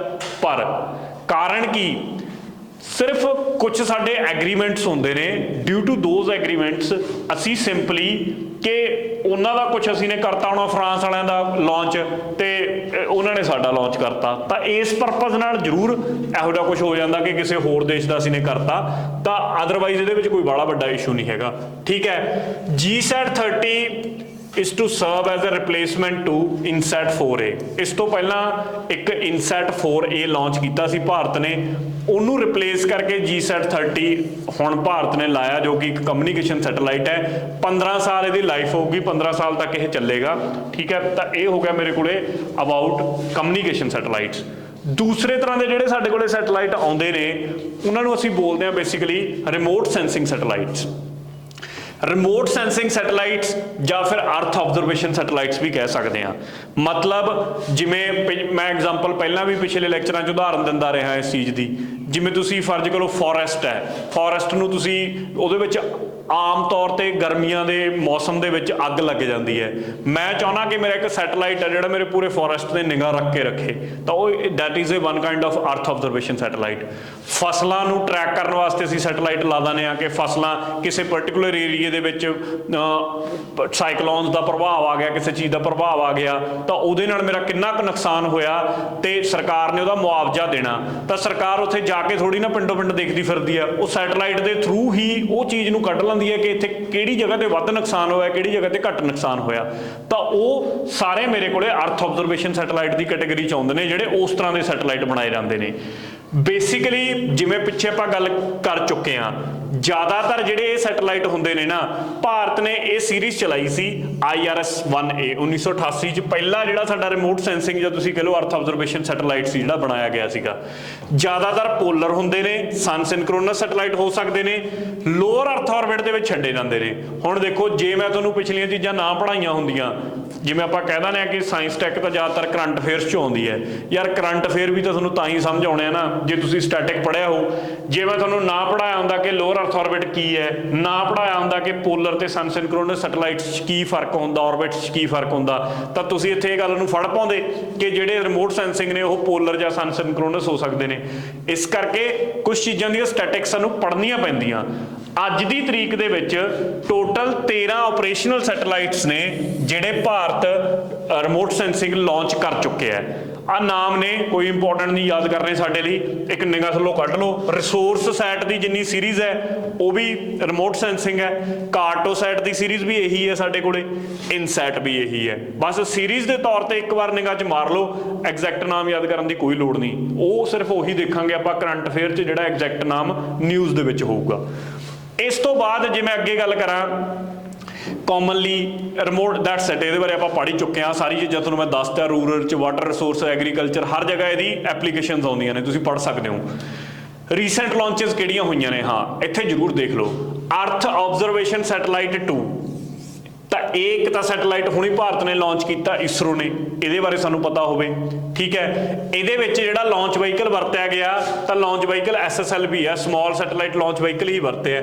ਇਹਦਾ ਮਤਲਬ ਕੀ ਹੋਇਆ, ਇਹਨੂੰ ਬੜੀ ਦੂਰੀ ਤੇ ਛੱਡਿਆ ਨਹੀਂ ਗਿਆ, ਉਹ ਲੋਅਰ ਅਰਥ ਆਰਬਿਟ ਦੇ ਵਿੱਚ ਹੀ ਰੱਖਿਆ ਗਿਆ ਹੋਊਗਾ, within the range of 1000 to 2000 kilometre from the ਅਰਥ ਸਰਫੇਸ, ਇੰਨੀ ਕੁ ਰੇਂਜ ਦੇ ਵਿੱਚ ਹੀ ਛੱਡਿਆ ਗਿਆ ਹੋਊਗਾ, ਠੀਕ ਹੈ। INS-2TD ਯਾਦ ਕਰਨ ਵਾਲੀ ਚੀਜ਼ ਹੈ ਕਿ ਇਹ ਵੀ ਇੱਕ ਸੈਟਲਾਈਟ ਹੈ ਜਿਹੜਾ ਕਿ ਅਰਥ ਆਬਜ਼ਰਵੇਸ਼ਨ ਸੈਟਲਾਈਟ ਹੈ। ਹੁਣੀ ਇੰਡੀਆ ਨੇ ਭੂਟਾਨ ਵਾਸਤੇ ਲਾਂਚ ਕੀਤਾ, ਠੀਕ ਹੈ, ਭੂਟਾਨ ਨੂੰ ਦਿੱਤਾ ਹੈ ਬਣਾ ਕੇ, ਤਾਂ ਇਹਦਾ ਨਾਮ ਯਾਦ ਕਰ ਲਿਓ ਬਸ। EOS-04 ਹੈ, ਇਹ ਵੀ ਲੇਟੈਸਟ ਇੱਕ ਲਾਂਚ ਕੀਤਾ। ਇਹ ਸਾਰੇ ਜਿੰਨੇ ਹੈਗੇ ਨੇ EOS-0 ਅਰਥ ਆਬਜ਼ਰਵੇਸ਼ਨ ਸੈਟਲਾਈਟ ਦੀ ਫੁੱਲ ਫਾਰਮ ਹੋ ਗਈ EOS ਦੀ। ਇਹਦੇ 'ਚ ਖਾਸੀਅਤ ਇਹ ਹੈ ਕਿ ਥੋੜਾ ਦੂਰ ਛੱਡਿਆ ਗਿਆ, ਇਸ ਕਰਕੇ ਇਹਦੇ ਲਈ ਅਸੀਂ PSLV ਲਾਂਚ ਵਹੀਕਲ ਦਾ ਯੂਜ਼ ਕੀਤਾ, ਪੋਲਰ ਸੈਟਲਾਈਟ ਲਾਂਚ ਵਹੀਕਲ, ਠੀਕ ਹੈ। ਇਹਦੀ ਕਪੈਸਿਟੀ ਆਪਾਂ ਦੇਖੀ ਸੀ ਕਿ ਇਹ 2200 ਕਿਲੋ ਤੱਕ ਮੇਰੇ ਕੋਲੇ ਲਗਭਗ 4000 ਕਿਲੋਮੀਟਰ ਤੱਕ ਛੱਡ ਕੇ ਆ ਸਕਦਾ, ਠੀਕ ਹੈ। 2200 kg ਨੂੰ ਤੁਸੀਂ ਇਹ ਮੰਨ ਕੇ ਚੱਲੋ ਕਿ 4000 ਕਿਲੋਮੀਟਰ ਦੀ ਰੇਂਜ ਤਾਂ ਜੀਓ ਸਿੰਕਰੋਨਸ ਦੇ ਵਿੱਚ GSLV ਦੀ ਸੀ, ਪਰ PSLV ਜੇ ਮੈਂ ਕਹਾਂ ਕਿ ਜਿਹੜਾ ਮੇਰੇ ਕੋਲੇ ਜੀਓ ਸਿੰਕਰੋਨਸ ਆਰਬਿਟ ਆ ਉੱਥੇ 4000 ਛੱਡਿਆ ਹੋਊਗਾ, ਇਹ ਨਹੀਂ ਹੋ ਸਕਦਾ। ਇਹ ਸਿਰਫ ਲੋਅਰ ਅਰਥ ਆਰਬਿਟ ਦੇ ਵਿੱਚ ਛੱਡ ਕੇ ਆ ਸਕਦਾ। ਜੇ ਤੁਸੀਂ ਇਹਨੂੰ ਲੈ ਕੇ ਜਾਣਾ ਅੱਪਰ ਉਹਦੇ ਵਿੱਚ, ਫਿਰ ਉਹ 2200 ਕਿਲੋ ਨਹੀਂ ਚੱਕ ਸਕਦਾ, ਇਹ ਉਹਦਾ ਘੱਟ ਕੇ ਅੱਧਾ ਰਹਿ ਜਾਊਗਾ, 1000 ਕਿਲੋ ਤੱਕ ਰਹਿ ਜਾਊਗਾ। ਮਤਲਬ ਇਹ ਕਹਾਣੀ ਤਾਂ ਪਿੱਛੇ ਆਪਾਂ ਕਲੀਅਰ ਕਰ ਚੁੱਕੇ ਹਾਂ, ਇੱਥੇ ਤਾਂ ਸਿਰਫ ਮੈਂ ਇੱਕ ਹਿੰਟ ਦੇ ਰਿਹਾ। ਤਾਂ ਆਹ ਕੁਛ ਜਿਹੜੀਆਂ ਰੀਸੈਂਟ ਲਾਂਚਸ ਨੇ, ਇਹਨਾਂ ਤੇ ਇੱਕ ਵਾਰ ਨਿਗਾਹ ਜ਼ਰੂਰ ਮਾਰਨੀ ਆਪਾਂ ਨੇ। ਜਿਵੇਂ ਅਰਥ ਆਬਜ਼ਰਵੇਸ਼ਨ ਸੈਟਲਾਈਟ 1, ਇਹ PSLV ਚੀਜ਼ਾਂ ਸਿਰਫ ਕੀ ਨੋਟ ਕਰਨੀਆਂ ਨੇ, ਦੋ ਚੀਜ਼ਾਂ ਨੋਟ ਕਰਨੀਆਂ ਨੇ। ਨਾਮ ਸੈਟਲਾਈਟ ਦਾ ਕੀ ਹੈ, ਕਿਹੜਾ ਟਾਈਪ ਹੈ, ਅਰਥ ਆਬਜ਼ਰਵੇਸ਼ਨ ਸੈਟਲਾਈਟ ਹੈ। ਤੀਜੀ ਗੱਲ, ਕਿਹੜੇ ਲਾਂਚ ਵਹੀਕਲ ਦੇ ਨਾਲ ਲਾਂਚ ਕੀਤਾ ਗਿਆ, ਤਾਂ PSLV ਦੇ ਨਾਲ ਲਾਂਚ ਕੀਤਾ ਗਿਆ। ਬਸ ਆਹ ਤਿੰਨ ਚੀਜ਼ਾਂ ਇਹਦੇ ਵਿੱਚੋਂ ਕੱਢਣੀਆਂ ਨੇ, ਹੋਰ ਕੁਝ ਨਹੀਂ ਕੱਢਣਾ ਆਪਾਂ ਨੇ। ਐਪਲੀਕੇਸ਼ਨ ਤਾਂ ਆਪਾਂ ਨੂੰ ਪਤਾ ਹੀ ਹੈ, ਜਦੋਂ ਅਸੀਂ ਅਰਥ ਆਬਜ਼ਰਵੇਸ਼ਨ ਦਾ ਨਾਮ ਲੈਤਾ ਤਾਂ ਉਹ ਸਾਰੀਆਂ ਅਰਥ ਆਬਜ਼ਰਵੇਸ਼ਨ ਵਾਲੀਆਂ ਐਪਲੀਕੇਸ਼ਨ ਆਉਣੀਆਂ ਨੇ। ਰੀਸੈਟ 2BR1, ਠੀਕ ਹੈ, ਕਾਰਟੋਸੈਟ, ਇਹ ਸਾਰੇ ਤੁਸੀਂ ਹੁਣ ਆਪਣੇ ਆਪ ਦੇਖ ਲਿਓ। इस तो बाद मैं अगे बढ़दा अगली टाइप च। देखो मैं करंट वाला एंगल कोशिश की है, वैसे मैं करंट ਤੁਹਾਨੂੰ मैं ऑलरेडी दस चुकिया कि 15 नवंबर तो करंट अफेयर की सीरीज़ अलग तो शुरू होगी अपनी, उत्थे आपां डिस्कस करांगे। बट जिन्नियां कि चीज़ां मैं इत्थे नाल ताकि रिवीजन च बार-बार आउंदियां रहण मैं विच ऐड करतीआं। पर अगला जिहड़ा मेरे कोल टाइप आउंदा वो आउंदा नैवीगेशन सैटेलाइट्स। हुण नैवीगेशन वाले सैटेलाइट्स जिवें GPS is one of the example, ठीक है। जीपीएस यूएस का वो है तो नैवीगेशन सैटेलाइट है, पर मशहूर इन्ना हो गया कि असीं उहनूं हर एक जिहड़ा नैवीगेशन सैटेलाइट उहनूं जीपीएस ही कहण लग जाने असीं। भारत ने भी अपना बनाया होया, नाम की है नैबिक, IRNSS भी उन्होंने बोल देने, वो भी आप डिस्कस करांगे। बखरे बखरे देशों ने बनाई बैठे ने अपने, चाइना का नाम मैं लै ला वीडू, वो अपना बनाई बैठे ने एक इहो जिहा, क्योंकि वो की चाहते हैं कि प्राइवेसी रहे। हुण GPS का कंट्रोल किहदे कोल है? USA कोल है। साडी हर चीज़, साडी मिसाइल की, साडा कोई लड़ाकू विमान की, हर चीज़ जे GPS ते चलूगी तो यदा मतलब बैक एंड ते कंट्रोल किते ना किते USA कोल है। तो हर देश चाहता कि ਅਸੀਂ ਆਪਣੇ ਆਪ ਦੇ ਵਿੱਚ ਸਿਕਿਉਰ ਹੋਈਏ, ਤਾਂ ਹਰ ਇੱਕ ਦੇਸ਼ ਨੇ ਆਪਣੇ ਬਣਾਏ ਹੋਏ ਨੇ। ਗਲੋਨਸ ਦਾ ਨਾਮ ਲੈ ਲਾ ਮੈਂ, ਗਲੋਨਸ ਤੁਹਾਡਾ ਰਸ਼ੀਆ ਨੇ ਬਣਾਇਆ ਹੋਇਆ ਆਪਣਾ ਜਿਹੜਾ ਇਹ GPS ਕਾइंड ਸਿਸਟਮ ਹੈ, ਨੈਵੀਗੇਸ਼ਨਲ ਸਿਸਟਮ ਆ। ਫਿਰ ਇੱਕ ਬੀਡੂ ਚਾਈਨਾ ਦਾ ਆ ਹੀ ਗਿਆ, ਗਲੋਨਸ ਹੋ ਗਿਆ, GLONASS European union, Galileo European union ਬਣਾਈ ਬੈਠੇ ਨੇ। ਤਾਂ ਇਹਦਾ ਜ਼ਿਕਰ ਵੀ ਆਪਣੇ ਕੋਲ ਆਏਗਾ, ਪਰ ਪਹਿਲਾਂ ਆਪਾਂ ਭਾਰਤ ਦੇ ਕੰਟੈਕਸਟ 'ਚ ਗੱਲ ਕਰਦੇ ਹਾਂ, ਕਿਉਂਕਿ ਆਪਣਾ ਮੇਨ ਮੋਟਿਵ ਤਾਂ ਇੰਡੀਆ ਹੀ ਹੈ। पहला इंडिया ने एक बनाया GPS aided geo augmented navigation, GAGAN. Full form important है, छोटे पेपरों को लैके जो PSSB की गल कर रहे हैं तो यहो जिहियां फुल फॉर्म आम ही पेपर च देखने को मिलणगियां। तो GPS एडेड मतलब GPS की मदद ली गई है, जियो ऑगमेंटेड नैवीगेशन सैटेलाइट है। ਇਹ ਜਿਹੜਾ ਇੰਡੀਅਨ ਗਵਰਨਮੈਂਟ ਨੇ ਬਣਾਇਆ ਸੀਗਾ ਨੈਵੀਗੇਸ਼ਨ ਸਰਵਿਸਿਜ਼ ਵਾਸਤੇ ਪਹਿਲਾ ਨੈਵੀਗੇਸ਼ਨਲ ਸੈਟੇਲਾਈਟ। ਇਦੋਂ ਬਾਅਦ ਤਾਂ ਅਸੀਂ GPS ਤੋਂ ਬਿਲਕੁਲ ਇੰਡੀਪੈਂਡੈਂਟ ਵੀ ਬਣਾ ਲਿਆ, ਉਹਦਾ ਜ਼ਿਕਰ ਆਪਾਂ ਲੇਟਰ ਔਨ ਲੈ ਕੇ ਆਉਂਦੇ ਹਾਂ। ਨੈਵੀਗੇਸ਼ਨ ਦਾ ਕੰਮ ਹੈ ਸਿੰਪਲੀ ਕਿ ਤੁਸੀਂ ਜਿਵੇਂ ਆਪਣੇ ਕਾਰ ਚਲਾਈ ਬੈਠੇ ਹੁੰਦੇ ਆ, ਕਿੱਥੇ ਟ੍ਰੈਫਿਕ ਹੈਗਾ, ਕਿਹੜਾ ਰਾਸਤਾ ਅਸੀਂ ਕਿਵੇਂ ਪਹੁੰਚਾਂਗੇ, ਉਹ ਪਰਪਸ ਲਈ ਯੂਜ਼ ਹੁੰਦਾ। ਏਅਰਪੋਰਟ ਅਥਾਰਟੀ ਆਫ ਇੰਡੀਆ ਜਿਹੜੀ ਸਾਡੀ ਹੈਗੀ ਹੈ ਤੇ ਇਸਰੋ ਦੋਹਾਂ ਨੇ ਰਲ ਕੇ ਇਹਨੂੰ ਡਿਵੈਲਪ ਕੀਤਾ ਤੇ ਇਹ ਯੂਜ਼ ਵੀ ਮੇਨਲੀ ਅਸੀਂ ਉੱਥੇ ਹੀ ਕਰ ਰਹੇ ਹਾਂ। ਗਗਨ ਦਾ ਯੂਜ਼ ਅੱਜ ਦੀ ਟਾਈਮ ਸਾਡੇ ਜਿਹੜੀਆਂ ਵਿਮਾਨ ਆਉਂਦੇ ਨੇ ਯਾਨੀ ਕਿ ਫਲਾਈਟਸ ਨੇ, ਉਹ ਸਹੀ ਤਰੀਕੇ ਨਾਲ ਵੀ ਹੁਣ ਟਰੈਕ ਖਾਲੀ ਹੈ, ਹੁਣ ਉਹਨੂੰ ਥੱਲੇ ਉਤਾਰਿਆ ਜਾ ਸਕਦਾ, ਲੈਂਡ ਕੀਤਾ ਜਾ ਸਕਦਾ, ਉਹ ਸਾਰੇ ਪਰਪਜ਼ਾਂ ਵਾਸਤੇ ਹੀ ਇਹਦਾ ਯੂਜ਼ ਕੀਤਾ ਜਾ ਰਿਹਾ ਅੱਜ ਦੀ ਡੇਟ ਦੇ ਵਿੱਚ। ਕਾਫੀ ਐਕੂਰੇਟ ਆਪਣੇ ਆਪ ਦੇ ਵਿੱਚ। ਹੁਣ ਇਸ ਤੋਂ ਬਾਅਦ ਜਿਹੜਾ ਇੰਪੋਰਟੈਂਟ ਪਾਰਟ ਹੈ ਜਿਹਦੇ ਤੇ ਆਪਾਂ ਨੇ ਸੰਗੀਨ ਲੈਣਾ ਹੈ, ਉਹ ਹੈਗਾ IRNSS, ਜਾਂ ਇਹਦਾ ਨਾਮ ਹੈਗਾ ਨੈਬਿਕ। IRNSS ਦਾ ਮਤਲਬ ਹੈਗਾ Indian regional navigation satellite system.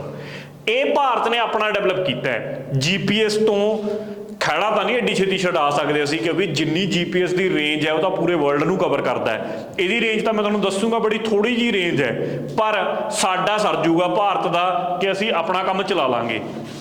ਇਹਦੀਆਂ ਕੁਝ ਖਾਸੀਅਤਾਂ ਜਿਹਦੇ ਬਾਰੇ ਤੁਹਾਨੂੰ ਪਤਾ ਹੋਵੇ। 7 ਸੈਟੇਲਾਈਟ ਨੇ ਇਹਦੇ ਵਿੱਚ। ਪਹਿਲੀ ਇੰਪੋਰਟੈਂਟ ਪੁਆਇੰਟ, 7 ਸੈਟੇਲਾਈਟਾਂ ਤੋਂ ਮਿਲ ਕੇ ਇਹ ਇੱਕ ਬਣਿਆ ਹੋਇਆ, ਜਿਹਦੇ ਵਿੱਚ 3 ਸੈਟੇਲਾਈਟ ਤਾਂ ਜੀਓ ਸਟੇਸ਼ਨਰੀ ਨੇ, ਮਤਲਬ ਕਿ 36,000 ਕਿਲੋਮੀਟਰ ਦੀ ਰੇਂਜ ਤੇ ਪਏ ਨੇ। ਤੇ ਉਹ ਜੀਓ ਸਟੇਸ਼ਨਰੀ ਦਾ ਮਤਲਬ ਕੀ ਹੋ ਗਿਆ ਕਿ ਉਹ ਸਿੰਕਰੋਨਾਈਜੇਸ਼ਨ ਦੇ ਵਿੱਚ ਨੇ ਧਰਤੀ ਦੀ ਸਪੀਡ ਨਾਲ। ਮਤਲਬ ਜਿਵੇਂ ਤੁਹਾਨੂੰ ਉਹ ਸਮਝਾਇਆ ਸੀ ਨਾ, ਪੈਨ ਹੈ, ਇਹ ਵੀ ਘੁੰਮ ਰਿਹਾ, ਮੈਂ ਵੀ ਘੁੰਮ ਰਿਹਾ, ਮਤਲਬ ਜਿੰਨੀ ਸਪੀਡ ਮੇਰੀ ਅਰਥ ਦੀ ਚੱਲ ਰਹੀ ਹੈ ਉਨੀ ਹੀ ਸਪੀਡ ਇਸ ਸੈਟੇਲਾਈਟ ਦੀ ਚੱਲ ਰਹੀ ਹੈ, ਉਨੀ ਸਪੀਡ ਤੇ ਘੁੰਮ ਰਿਹਾ। ਤਾਂ ਕਰਕੇ ਮੈਂ ਜਦੋਂ ਚਾਹੇ ਇਹਨੂੰ ਸਵੇਰੇ ਦੇਖ ਲਾਂ ਚਾਹੇ ਦੁਪਹਿਰੇ ਦੇਖ ਲਾਂ, ਮੈਨੂੰ ਇਹ ਇੱਕ ਥਾਂ ਤੇ ਖੜਾ ਹੀ ਨਜ਼ਰ ਆਊਗਾ, ਜਿਸ ਕਰਕੇ ਇਹਨੂੰ ਮੈਂ ਜੀਓ ਸਟੇਸ਼ਨਰੀ ਬੋਲਦਾ ਨਾ। 3 ਤਾਂ ਜੀਓ ਸਟੇਸ਼ਨਰੀ ਸੈਟੇਲਾਈਟ ਨੇ, 4 ਹੈਗੇ ਨੇ ਜੀਓ ਸਿੰਕਰੋਨਸ, ਮਤਲਬ ਉਹ ਵੀ 36,000 ਤੇ ਨੇ, ਪਰ ਉਹ ਫਿਕਸ ਹੋਣਗੇ ਪੋਜੀਸ਼ਨ 'ਚ, ਇਹ ਕੋਈ ਜ਼ਰੂਰੀ ਨਹੀਂ ਹੈਗਾ। 7 ਸੈਟੇਲਾਈਟ ਤੋਂ ਮਿਲ ਕੇ ਬਣਿਆ ਹੋਇਆ। ਅਗਲਾ ਜਿਹੜਾ ਇਹਦੇ ਵਿੱਚ ਇੰਪੋਰਟੈਂਟ ਪੁਆਇੰਟ ਹੈ, 1500 ਕਿਲੋਮੀਟਰ ਰੇਂਜ, ਇੰਨੀ ਕੁ ਰੇਂਜ ਹੈ ਇਹਦੀ ਭਾਰਤ ਦੇ ਦਾਇਰੇ ਤੋਂ, ਮਤਲਬ ਭਾਰਤ ਦੀ ਬਾਉਂਡਰੀ ਤੋਂ 1500 ਕਿਲੋਮੀਟਰ ਦਾ ਦਾਇਰਾ ਕਵਰ ਕਰੂਗਾ ਇਹ, ਇੰਨੀ ਕੁ ਰੇਂਜ ਤੱਕ ਇਹ ਕੰਮ ਕਰੂਗਾ ਐਕੂਰੇਟਲੀ। ਤੇ ਜੇ ਮੈਂ ਇਹਦੀ ਐਕੂਰੇਸੀ ਦੀ ਗੱਲ ਕਰਾਂ ਬੇਸਿਕਲੀ, ਤਾਂ ਜਿਹੜੀ ਇਹਦੀ ਐਕੂਰੇਸੀ ਹੈਗੀ ਆ that is better than 20 metres in the primary service area. दो बेसिकली ना मैं एक गल समझाउणा, इन्होंने ਇਹਦੇ ਲਈ 2 सर्विस एरिया वंडे ने। एक सर्विस एरिया इन्होंने कहता स्टैंडर्ड पोजीशनिंग सर्विस, एक ਨੂੰ कहता रिस्ट्रिक्टेड सर्विसेज। रिस्ट्रिक्टेड सर्विसेज ਤਾਂ ਸਿੰਪਲੀ ਮਿਲਟਰੀ ਦੇ ਪਰਪਸ ਲਈ ਰੱਖ ਲਈਆਂ ਇਹਨਾਂ ਨੇ ਕਿ ਇੰਨੀ ਜ਼ਿਆਦਾ ਬੈਟਰ ਐਕੂਰੇਸੀ ਤੁਹਾਨੂੰ ਚਾਹੀਦੀ ਹੈ, ਉਹ ਸਿਰਫ ਅਸੀਂ ਮਿਲਟਰੀ ਨੂੰ ਦੇ ਸਕਦੇ ਹਾਂ, ਆਮ ਲੋਕਲ ਸਰਵਿਸਿਜ਼ 'ਚ ਨਹੀਂ ਦੇ ਸਕਦੇ। ਜਿਹੜੀਆਂ ਸਟੈਂਡਰਡ ਸਰਵਿਸਿਜ਼ ਨੇ ਇਹ ਆਮ ਯੂਜ਼ਰਸ ਲਈ ਓਪਨ ਨੇ, ਕੋਈ ਵੀ ਇਹ ਸਰਵਿਸਿਜ਼ ਲੈ ਸਕਦਾ। ਇਹਦੀਆਂ ਜਿਵੇਂ ਹੁਣ ਅਸੀਂ ਆਮ ਆਪਦੇ ਫੋਨਾਂ ਦੇ ਵਿੱਚ GPS ਪਾਈ ਫਿਰਦੇ ਆ ਤਾਂ ਉਹੇ ਜਿਹੀਆਂ ਸਰਵਿਸਿਜ਼ ਸਟੈਂਡਰਡ ਸਰਵਿਸਿਜ਼ ਦੇ ਅੰਡਰ ਆਉਣਗੀਆਂ। ਜਿਹੜੀਆਂ ਰਿਸਟ੍ਰਿਕਟਡ ਨੇ ਉਹ ਮਿਲਟਰੀ ਵਾਲੀਆਂ ਸਰਵਿਸਿਜ਼ ਹੋ ਗਈਆਂ, ਰਾਈਟ। ਤਾਂ ਦੋ ਗੱਲਾਂ ਇਹਦੀਆਂ ਜ਼ਰੂਰ ਯਾਦ ਰੱਖਿਓ। 1500 ਕਿਲੋਮੀਟਰ ਦਾ ਏਰੀਆ, ਜੋ ਕਿ ਮੈਨੂੰ ਲੱਗਦਾ PEET ਵੀ 5-7 ਵਾਰ ਪੁੱਛ ਚੁੱਕੀ ਹੈ ਅਲੱਗ-ਅਲੱਗ ਪੇਪਰਾਂ ਦੇ ਵਿੱਚ, PPSC ਵੀ ਇਹਨੂੰ ਪਤਾ ਨਹੀਂ ਕਿੰਨੇ ਵਾਰ ਪੁੱਛ ਚੁੱਕੀ ਹੋਊਗੀ। ਦੂਜੀ ਗੱਲ ਜਿਹੜੀ ਮੈਂ 20 ਮੀਟਰ ਦੀ ਦੱਸੀ ਹੈ ਕਿ ਐਕੂਰੇਸੀ ਇਹਦੀ 20 ਮੀਟਰ ਤੋਂ ਵੀ ਜ਼ਿਆਦਾ ਹੈ। ਇਹਦੇ ਕਹਿਣ ਦਾ ਮਤਲਬ ਕੀ ਹੋ ਗਿਆ ਕਿ ਇਹ ਸਾਨੂੰ 20 ਮੀਟਰ ਰੇਂਜ ਤੱਕ, ਮਤਲਬ ਇੰਨੀ ਕਿ ਸਾਨੂੰ ਜਿਵੇਂ ਜਿੰਨਾ ਕਿ ਸਾਨੂੰ 20 ਮੀਟਰ ਤੱਕ ਨਜ਼ਰ ਆਉਂਦੀ ਹੈ ਕੋਈ ਚੀਜ਼ ਵੀ ਕਿੰਨੀ, ਜਿਵੇਂ ਮੈਂ ਹੁਣ ਫਰਜ਼ ਕਰੋ ਆ ਪੈਨ ਨੂੰ 20 ਮੀਟਰ ਤੋਂ ਦੇਖਾਂ, ਜਿਹੋ ਜੀ ਮੈਨੂੰ ਇਹਦੀ ਸ਼ੇਪ ਨਜ਼ਰ ਆਊਗੀ, ਜਿਹੋ ਜਿਹੇ ਮੈਨੂੰ ਇਹਦੀ ਪਿਕਚਰ ਨਜ਼ਰ ਆਊਗੀ, ਇੰਨੀ ਐਕੂਰੇਸੀ ਇਹ ਦਿੰਦਾ ਹੈ ਕਿਸੇ ਵੀ ਚੀਜ਼ ਨੂੰ ਦੇਖਣ ਦੀ ਕਿ 20 ਮੀਟਰ ਤੋਂ ਜਿਹੋ ਜੀ ਚੀਜ਼ ਦਿਖਦੀ ਹੈ ਉਹੇ ਜੀ ਰੈਜ਼ੋਲੂਸ਼ਨ ਵਾਲੀ ਚੀਜ਼ ਮੈਨੂੰ ਇਹਦੇ ਵਿੱਚ ਨਜ਼ਰ ਆਊਗੀ, ਇਹਦੀ ਐਕੂਰੇਸੀ ਹੋਗੀ। ਤਾਂ ਇਹ IRNSS ਬਾਰੇ ਕੁਝ ਗੱਲਾਂ ਹੋ ਗਈਆਂ। ਬਾਕੀ ਜਿਹੜੀਆਂ ਛੋਟੀਆਂ-ਮੋਟੀਆਂ ਗੱਲਾਂ ਹੋਣਗੀਆਂ ਇਹਦੇ ਵਿੱਚੋਂ ਪੜ੍ਹ ਲਿਓ ਤੁਸੀਂ ਆਪ ਹੀ। ਬਾਕੀ ਜਿਹੜੀਆਂ ਮੇਜਰ ਗੱਲਾਂ ਨੇ ਤੁਹਾਨੂੰ ਦੱਸਤੀਆਂ। 7 ਨੇਗੇ, ਜਿਹਦੇ ਵਿੱਚੋਂ ਆਪਾਂ ਵੇਖ ਲਿਆ ਕਿ 3 ਜਿਹੜੇ ਹੈਗੇ ਨੇ ਜੀਓ ਸਟੇਸ਼ਨਰੀ ਨੇ ਤੇ 4 ਜਿਹੜੇ ਹੈਗੇ ਨੇ ਜੀਓ ਸਿੰਕਰੋਨਸ ਨੇ। ਨਾਮ ਨੋਟ ਕਰ ਲਿਓ, ਕਈ ਵਾਰ ਪੁੱਛ ਲੈਂਦੇ ਨੇ। AB ਸੈਟੇਲਾਈਟ ABFG ਇਹ ਪਹਿਲਾਂ 4 ਲਾਂਚ ਕੀਤੇ ਸੀਗੇ ਜੀਓ ਸਿੰਕਰੋਨਸ 'ਚ, ਇਹਨਾਂ 'ਚੋਂ ਇੱਕ ਹੋ ਗਿਆ ਖਰਾਬ, ਉਹ ਸੀਗਾ ਜਿਹਨੂੰ ਰਿਪਲੇਸ ਕਰਤਾ ਬਾਅਦ ਦੇ ਵਿੱਚ 1I ਦੇ ਨਾਲ, ਠੀਕ ਹੈ, ਕਿਉਂਕਿ ਬੇਸਿਕਲੀ A ਖਰਾਬ ਹੋ ਗਿਆ ਸੀ ਤਾਂ A ਅੱਜ ਦੀ ਡੇਟ 'ਚ ਨਹੀਂ ਹੈਗਾ। BF ਤੇ ਜਿਹੜਾ I ਯਾਨੀ ਜਾਂ 1I ਤੁਸੀਂ ਬੋਲ ਸਕਦੇ ਹੋ। ਇਹ 4 ਜੀਓ ਸਿੰਕਰੋਨਸ ਨੇ ਤੇ ਜਿਹੜੇ ਜੀਓ ਸਟੇਸ਼ਨਰੀ 3 ਨੇਗੇ ਸੈਟੇਲਾਈਟ ਉਹ ਹੈਗੇ ਨੇ CDE। ਇਹ 7 ਸੈਟੇਲਾਈਟਾਂ ਤੋਂ ਮਿਲ ਕੇ ਸਾਡਾ IRNSS ਜਿਹੜਾ ਸਿਸਟਮ ਹੈ ਉਹ ਬਣਿਆ ਹੋਇਆ। ਤਾਂ ਮੈਂ ਉਮੀਦ ਕਰਦਾ ਕਿ ਗੱਲ ਕਲੀਅਰ ਹੋ ਗਈ ਹੋ। ਆਹ ਕੁਛ ਰਹੇ ਉਹ ਕੰਟਰੀਜ਼ ਵਾਲੇ ਜਿਨ੍ਹਾਂ ਦਾ ਮੈਂ ਜ਼ਿਕਰ ਤੁਹਾਡੇ ਕੋਲੇ ਲੈ ਰਿਹਾ ਸੀਗਾ ਕਿ ਵੱਖਰੇ ਵੱਖਰੇ ਕੰਟਰੀਆਂ ਨੇ ਆਪਣੇ ਬਣਾਈ ਬੈਠੇ ਨੇ। ਹੁਣ ਇੱਥੋਂ 2-3 ਗੱਲਾਂ ਨੋਟ ਕਰਿਓ। USA ਦਾ ਤਾਂ GPS ਹੈ, ਗਲੋਬਲ ਪੋਜੀਸ਼ਨਿੰਗ ਸਿਸਟਮ, ਪਹਿਲਾਂ ਤਾਂ ਫੁੱਲ ਫਾਰਮ ਰੱਟ ਲਓ, ਪਤਾ ਨਹੀਂ ਬਹੁਤ ਵਾਰ ਰਿਪੀਟ ਹੁੰਦੀ ਹੈ।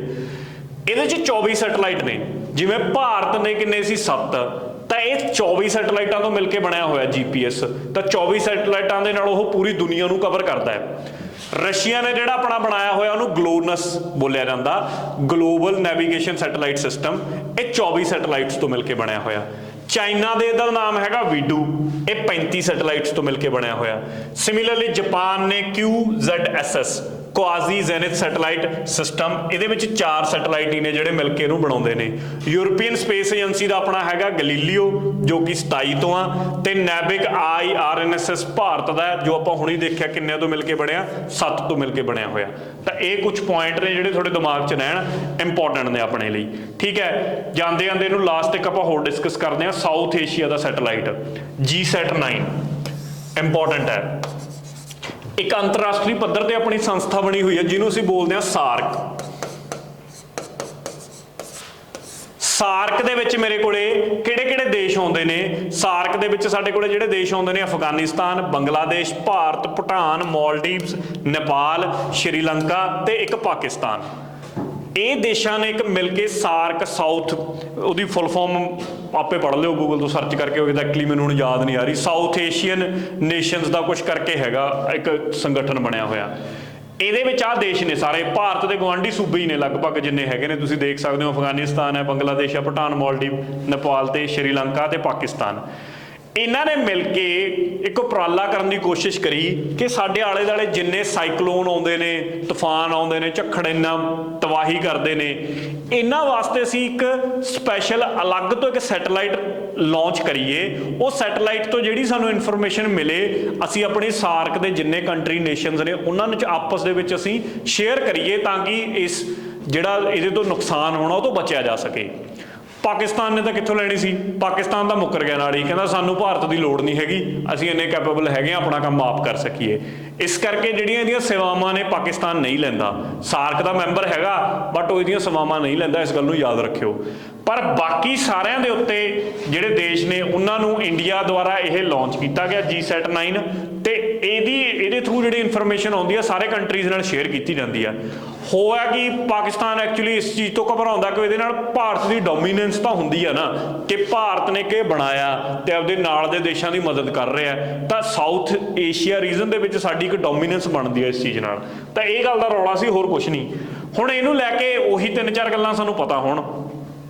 ਕਮਿਊਨੀਕੇਸ਼ਨ ਸੈਟੇਲਾਈਟ ਹੈ, ਪਹਿਲੀ ਗੱਲ ਤਾਂ ਕਲੀਅਰ ਹੋ ਜੇ, ਸੰਚਾਰ ਦਾ ਸੈਟੇਲਾਈਟ ਹੈ। KU ਬੈਂਡ ਤੇ ਕੰਮ ਕਰਦਾ। ਪਿੱਛੇ ਆਪਾਂ ਨੇ ਜ਼ਿਕਰ ਲਿਆ, ਠੀਕ ਹੈ, KU KA ਆ ਸਾਰੇ ਬੈਂਡ ਹੁੰਦੇ ਨੇ, ਵੱਖਰੀਆਂ ਵੱਖਰੀਆਂ ਫ੍ਰੀਕੁਐਂਸੀ ਰੇਂਜਸ ਨੇ ਉਹਨਾਂ ਦੀਆਂ, L band, S band, C band.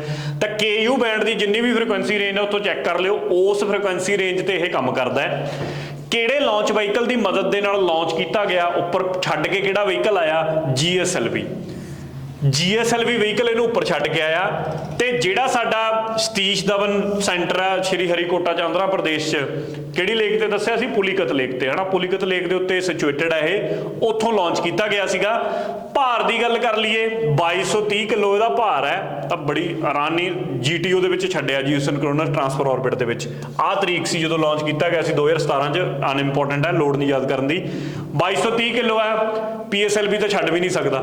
ਦੇਖੋ ਹੁਣ ਆਹੀ ਚੀਜ਼ਾਂ ਨੇ ਯਾਰ, ਜੇ ਕਿਸੇ ਨੇ ਨਹੀਂ ਵੀ ਪੜ੍ਹਿਆ ਹੋ, ਕੁਐਸਚਨ ਬਣ ਕੇ ਆ ਗਿਆ ਕਿ ਬਈ GSAT 9 ਦੇ ਬਾਰੇ ਕੁਝ ਗੱਲਾਂ ਨੇ ਦੱਸੋ, ਉਹਨੇ ਪਹਿਲੀ ਗੱਲ ਲਿਖਣੀ ਹੈ ਕਿ GSAT ਦਾ ਭਾਰ ਜਿਹੜਾ ਹੈਗਾ 2230 ਕਿਲੋ ਆ, ਪਹਿਲਾ ਪੁਆਇੰਟ। ਦੂਜਾ ਪੁਆਇੰਟ ਲਿਖਤਾ ਕਿ ਜਿਹੜਾ ਇਹ GSAT 9 ਹੈ ਇਹਨੂੰ PSLV ਦੀ ਮਦਦ ਦੇ ਨਾਲ ਲਾਂਚ ਕੀਤਾ ਗਿਆ GTO ਆਰਬਿਟ ਦੇ ਵਿੱਚ। ਤਾਂ ਤੁਹਾਨੂੰ ਆਪਣੇ ਆਪ ਇਹ ਗੱਲ ਕਾਰ ਲੱਗ ਰਹੀ ਹੈ, ਜੇ ਸਿੱਧਾ ਰੱਟਾ ਮਾਰਿਆ ਹੋਊਗਾ ਫਸ ਜਾਾਂਗੇ।